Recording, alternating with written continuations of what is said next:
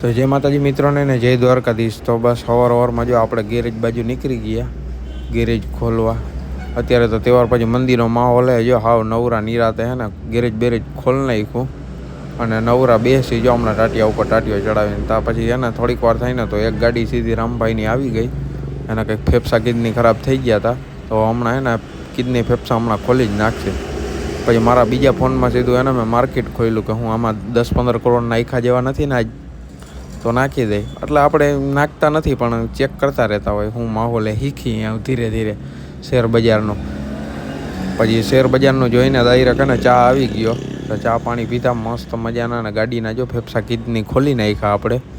ચા પીતો તમારે પીવો તો હાલો.